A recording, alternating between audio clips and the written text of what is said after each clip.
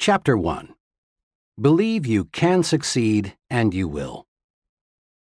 Success means many wonderful, positive things. Success means personal prosperity, a fine home, vacations, travel, new things, financial security, giving your children maximum advantages. Success means winning admiration, leadership, being looked up to by people in your business and social life. Success means freedom from worries, fears, frustrations, and failure. Success means self-respect, continually finding more real happiness and satisfaction from life, being able to do more for those who depend on you. Success means winning. Success, achievement, is the goal of life. Every human being wants success. Everybody wants the best this life can deliver. Nobody enjoys crawling, living in mediocrity. No one likes feeling second class and feeling forced to go that way. Some of the most practical success-building wisdom is found in that biblical quotation stating that faith can move mountains. Believe, really believe you can move a mountain, and you can. Not many people believe that they can move mountains, so, as a result, not many people do. On some occasion, you've probably heard someone say something like, "It's nonsense to think you can make a mountain move away just by saying, 'Mountain, move away.' It's simply impossible." People who think this way have belief confused with wishful thinking. And true enough, you can't wish away a mountain. You can't wish yourself into an executive suite. Nor can you wish yourself into a 5-bedroom, 3-bath house or the high-income brackets. You can't wish yourself into a position of leadership. But you can move a mountain with belief. You can win success by believing you can succeed. There is nothing magical or mystical about the power of belief. Belief works this way. Belief, the "I'm positive I can" attitude, generates the power, skill, and energy needed to do. When you believe I can do it, the how to do it develops. Every day, all over the nation, young people start working in new jobs. Each of them wishes that someday he could enjoy the success that goes with reaching the top. But the majority of these young people simply don't have the belief that it takes to reach the top rungs, and they don't reach the top. Believing it's impossible to climb high, they do not discover the steps that lead to great heights. Their behavior remains that of the average person. But a small number of these young people really believe they will succeed. They approach their work with the "I'm going to the top" attitude, and with substantial belief they reach the top.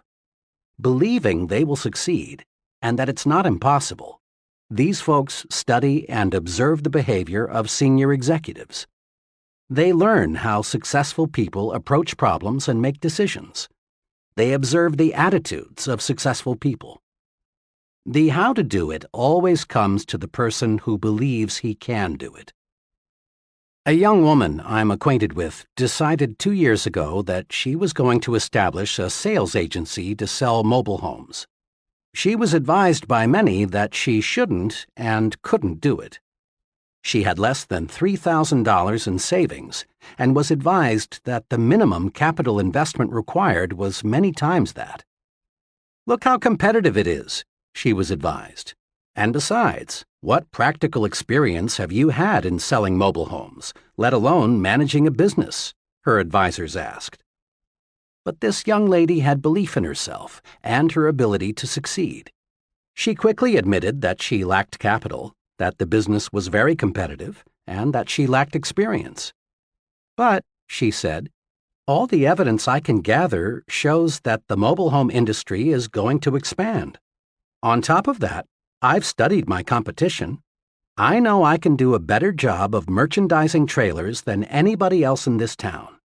I expect to make some mistakes, but I'm going to be on top in a hurry." And she was. She had little trouble getting capital. Her absolutely unquestioned belief that she could succeed with this business won her the confidence of 2 investors. And armed with complete belief, she did the impossible. She got a trailer manufacturer to advance her a limited inventory with no money down. Last year, she sold over $1 million worth of trailers. Next year, she says, I expect to gross over $2 million. Belief, strong belief, triggers the mind to figure ways and means and how to. And believing you can succeed makes others place confidence in you. Most people do not put much stock in belief, but some, the residents of Successfulville, USA, do. Just a few weeks ago, a friend who is an official with a state highway department in a Midwestern state related a mountain-moving experience to me.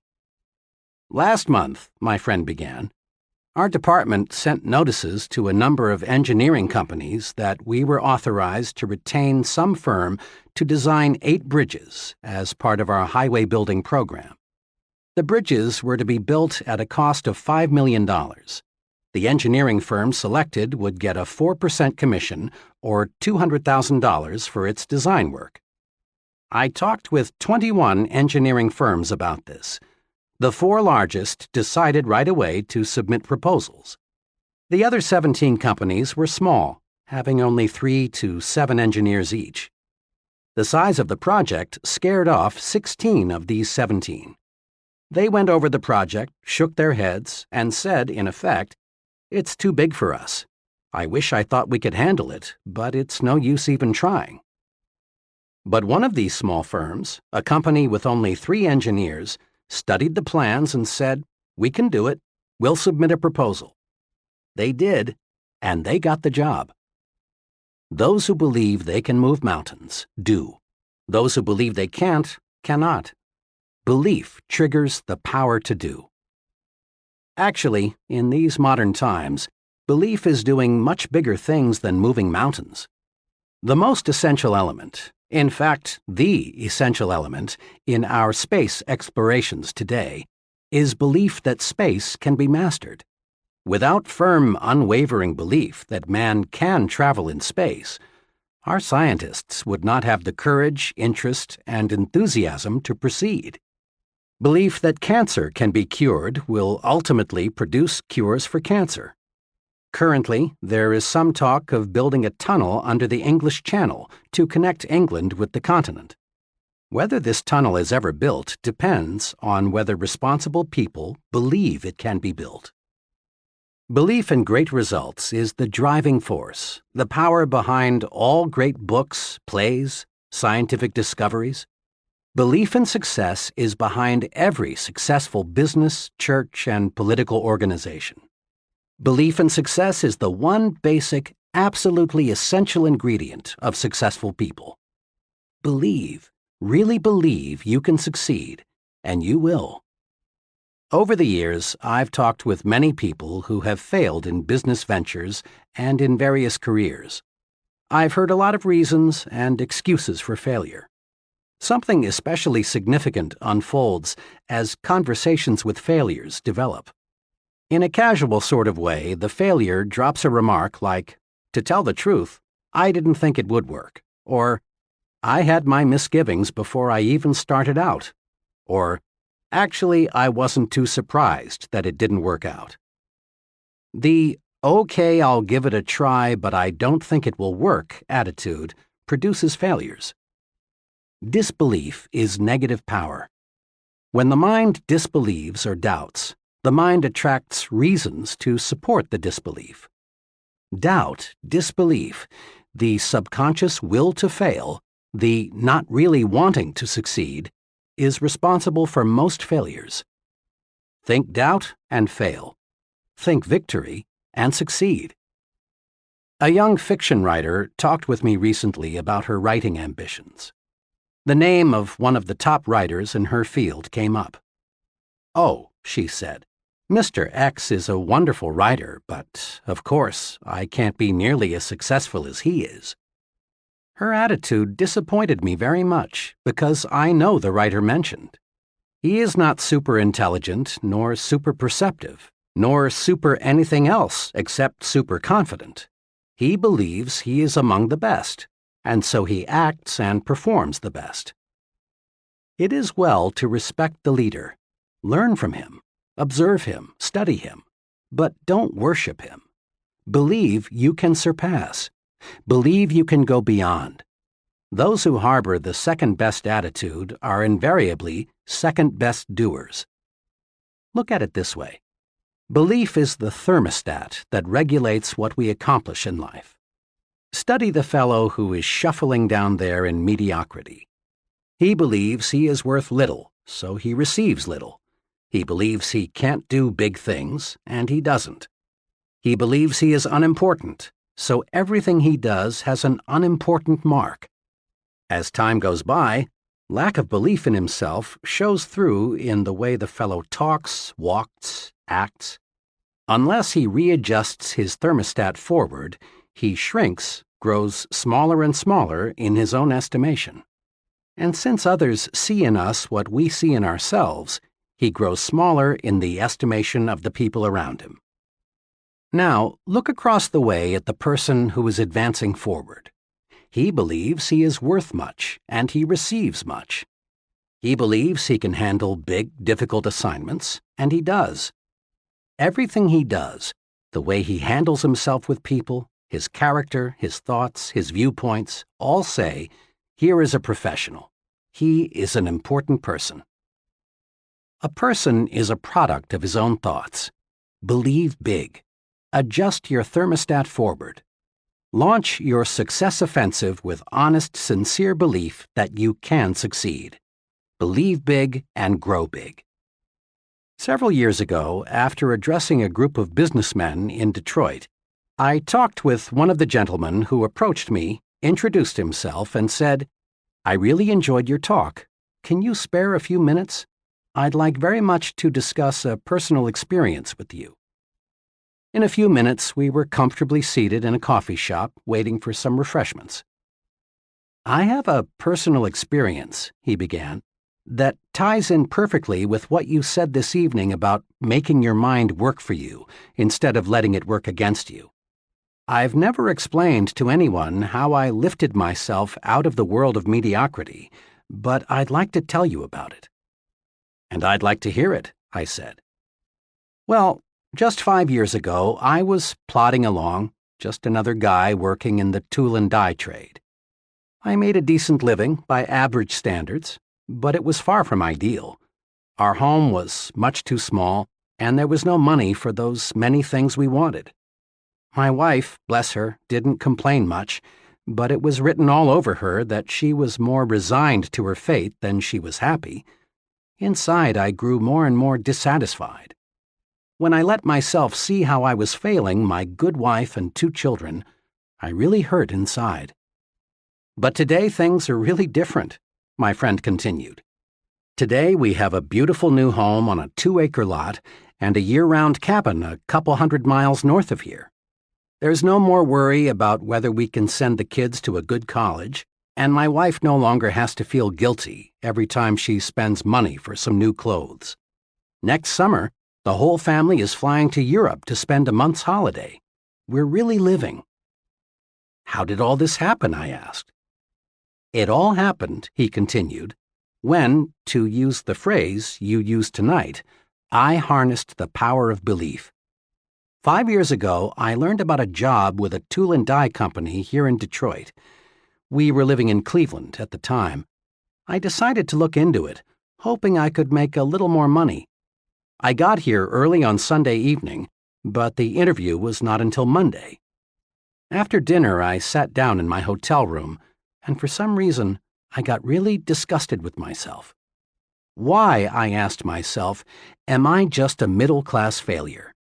Why am I trying to get a job that represents such a small step forward? I don't know to this day what prompted me to do it, but I took a sheet of hotel stationery and wrote down the names of 5 people I've known well for several years who had far surpassed me in earning power and job responsibility. 2 were former neighbors who had moved away to fine subdivisions. 2 others were fellows I had worked for, and the 3rd was a brother-in-law. Next, again, I don't know what made me do this. I asked myself, What do my 5 friends have that I don't have, besides better jobs? I compared myself with them on intelligence, but I honestly couldn't see that they excelled in the brains department. Nor could I truthfully say they had me beat on education, integrity, or personal habits.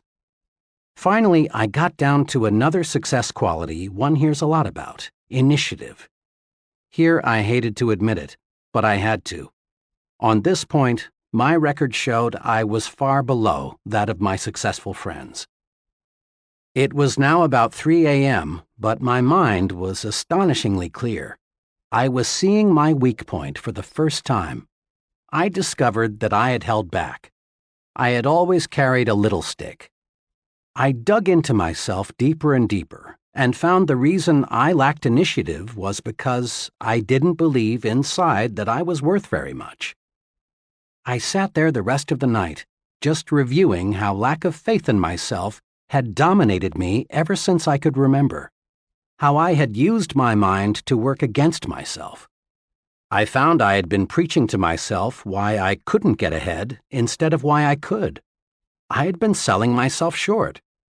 I found this streak of self-depreciation showed through in everything I did. Then it dawned on me that no one else was going to believe in me until I believed in myself. Right then I decided, I'm through feeling second class. From here on in, I'm not going to sell myself short. Next morning, I still had that confidence. During the job interview, I gave my newfound confidence its first test. Before coming for the interview, I'd hoped I would have the courage to ask for $750 or maybe even $1,000 more than my present job was paying. But now, after realizing I was a valuable man, I upped it to $3,500. And I got it. I sold myself because after that one long night of self-analysis, I found things in myself that made me a lot more saleable. Within 2 years after I took that job, I had established a reputation as the fellow who can get business. Then we went into a recession. This made me still more valuable because I was one of the best business getters in the industry. The company was reorganized and I was given a substantial amount of stock plus a lot more pay. Believe in yourself, and good things do start happening. Your mind is a thought factory. It's a busy factory, producing countless thoughts in one day. Production in your thought factory is under the charge of 2 foremen, one of whom we will call Mr. Triumph and the other Mr. Defeat. Mr. Triumph is in charge of manufacturing positive thoughts. He specializes in producing reasons why you can, why you're qualified, why you will. The other foreman, Mr. Defeat, produces negative, deprecating thoughts. He is your expert in developing reasons why you can't, why you're weak, why you're inadequate. His specialty is the why you will fail chain of thoughts. Both Mr. Triumph and Mr. Defeat are intensely obedient. They snap to attention immediately. All you need do to signal either foreman is to give the slightest mental beck and call. If the signal is positive, Mr. Triumph will step forward and go to work. Likewise, a negative signal brings Mr. Defeat forward. To see how these 2 foremen work for you, try this example. Tell yourself, today is a lousy day. This signals Mr. Defeat into action, and he manufactures some facts to prove you are right. He suggests to you that it's too hot or it's too cold. Business will be bad today. Sales will drop. Other people will be on edge. You may get sick. Your wife will be in a fussy mood. Mr. Defeat is tremendously efficient. In just a few moments, he's got you sold. It is a bad day. Before you know it, it is a heck of a bad day. But tell yourself, today is a fine day, and Mr. Triumph is signaled forward to act. He tells you, this is a wonderful day. The weather is refreshing. It's good to be alive. Today you can catch up on some of your work. And then it is a good day. In like fashion, Mr. Defeat can show you why you can't sell Mr. Smith. Mr. Triumph will show you that you can. Mr. Defeat will convince you that you will fail, while Mr. Triumph will demonstrate why you will succeed. Mr. Defeat will prepare a brilliant case against Tom, while Mr. Triumph will show you more reasons why you like Tom. Now, the more work you give either of these two foremen, the stronger he becomes. If Mr. Defeat is given more work to do, he adds personnel and takes up more space in your mind. Eventually, he will take over the entire thought manufacturing division, and virtually all thought will be of a negative nature. The only wise thing to do is fire Mr. Defeat. You don't need him. You don't want him around telling you that you can't, you're not up to it, you'll fail, and so on. Mr. Defeat won't help you get where you want to go, so boot him out. Use Mr. Triumph 100% of the time. When any thought enters your mind, ask Mr. Triumph to go to work for you. He'll show you how you can succeed.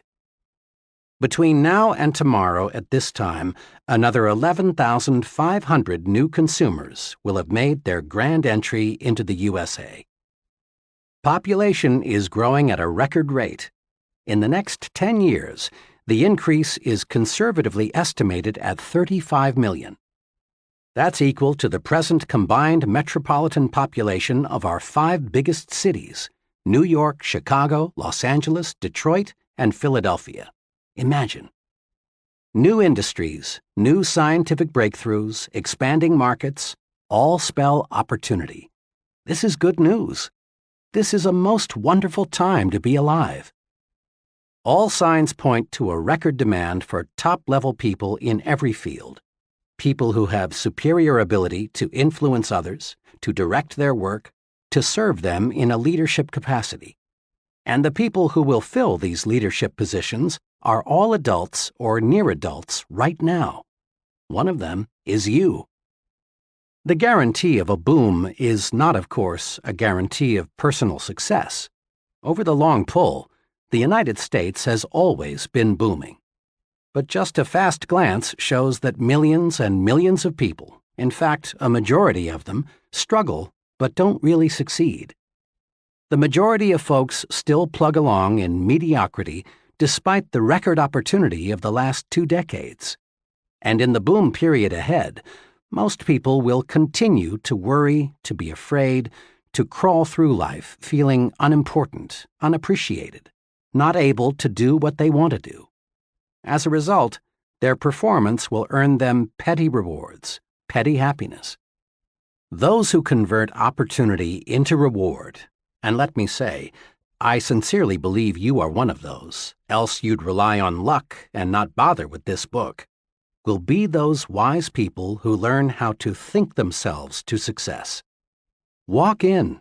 The door to success is open wider than ever before. Put yourself on record now that you are going to join that select group that is getting what it wants from life. Here is the first step toward success. It's a basic step. It can't be avoided. Step 1. Believe in yourself. Believe you can succeed. How to develop the power of belief. Here are the 3 guides to acquiring and strengthening the power of belief. 1. Think success. Don't think failure. At work, in your home, substitute success thinking for failure thinking.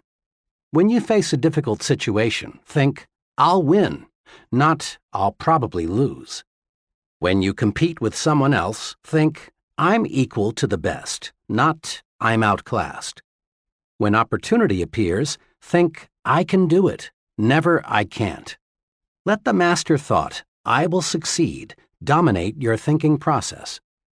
Thinking success conditions your mind to create plans that produce success. Thinking failure does the exact opposite. Failure thinking conditions the mind to think other thoughts that produce failure. 2. Remind yourself regularly that you are better than you think you are. Successful people are not supermen. Success does not require a super intellect. nor is there anything mystical about success.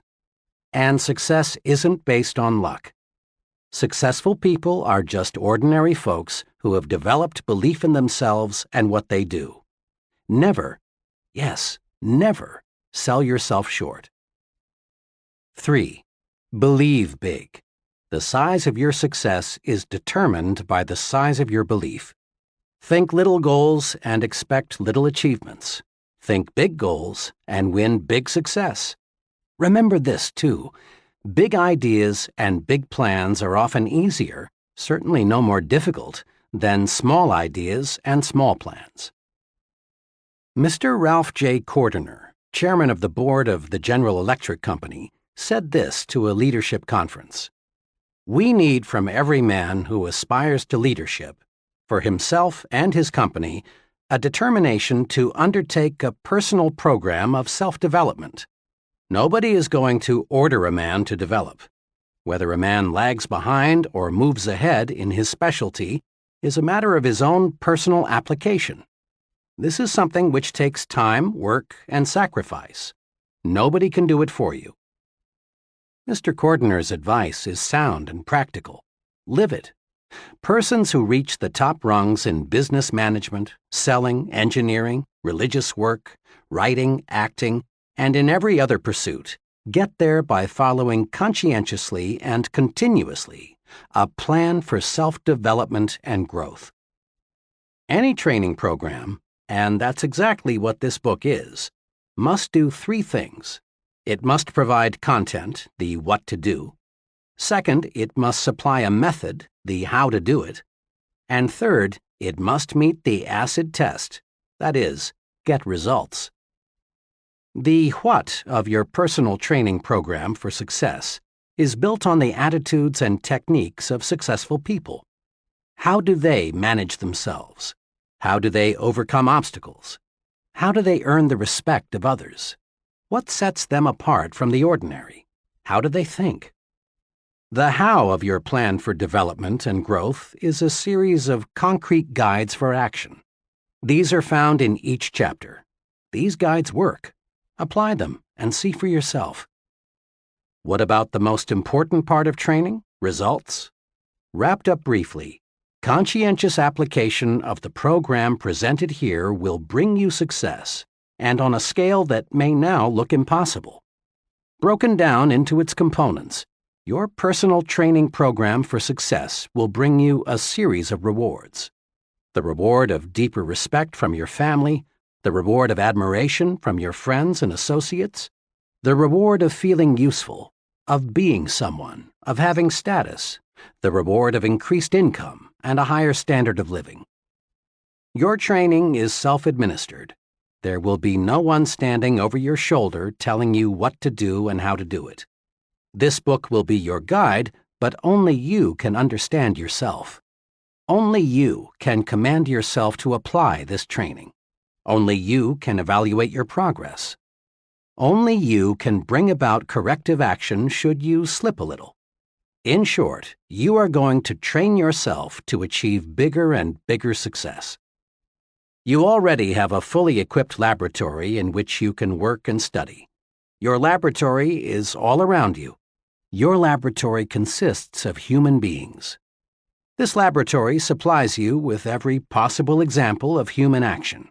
And there is no limit to what you can learn once you see yourself as a scientist in your own lab. What's more, there is nothing to buy. There is no rent to pay. There are no fees of any kind. You can use this laboratory as much as you like for free. As director of your own laboratory, you will want to do what every scientist does: observe and experiment.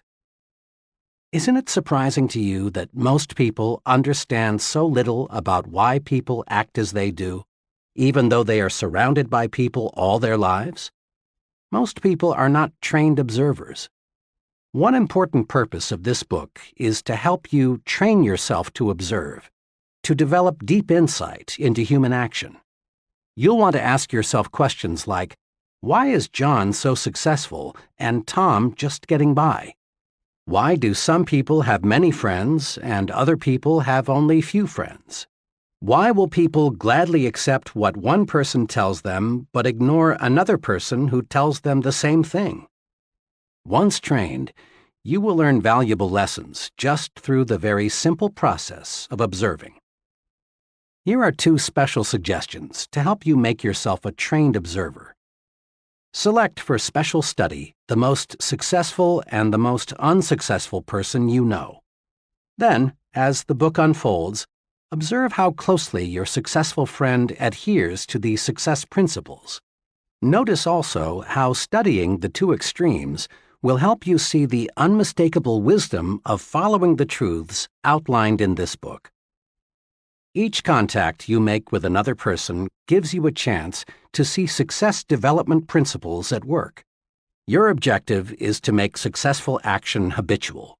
The more we practice, the sooner it becomes second nature to act in the desired way. Most of us have friends who grow things for a hobby, and we've all heard them say something like, "It's exciting to watch those plants grow. Just look how they respond to plant food and water. See how much bigger they are today than they were last week." To be sure, it is thrilling to watch what can happen when men cooperate carefully with nature. But it is not 1/10 as fascinating as watching yourself respond to your own carefully administered thought management program. It's fun to feel yourself growing more confident, more effective, more successful, day by day, month by month.